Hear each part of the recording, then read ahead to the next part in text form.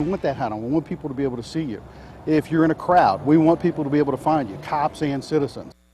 The white hat is back for Cincinnati police officers.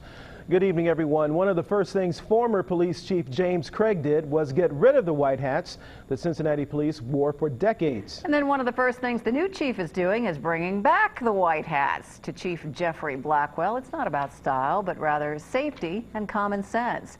Local 12's Deborah Dixon has more on the fuss over uniform hats. The traditional Cincinnati police uniforms included white shirts and hats. Police Chief James Craig thought white hats made officers targets, and the days of telling them they had to wear one were over.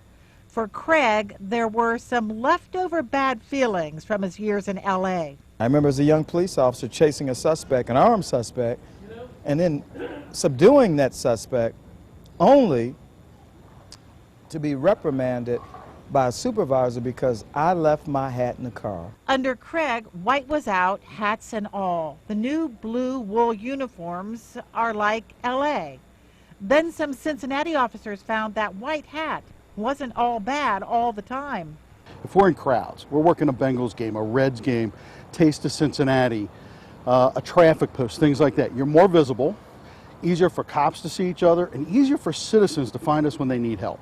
Executive Assistant Chief Paul Humphries says Chief Blackwell's new hat policy is a common sense one. It's not a mandate of every time you get out of that car, you better have that hat on or we're going to yell at you. Which was the case. Yeah, pretty much. The white hat is a Cincinnati police tradition, sort of. Officers first wore bobby-like hats. There were no white ones until there were cars. We needed foot traffic guys out in the middle of intersections waving traffic through. White hat, high visibility. Put on white gloves even and stand around out there and wave at the cars. Supervisors wore white hats too. Officers wore black. So by the mid-40s, the white hat was phased in for everybody. The white hat's been so much a symbol of the Cincinnati Police Department.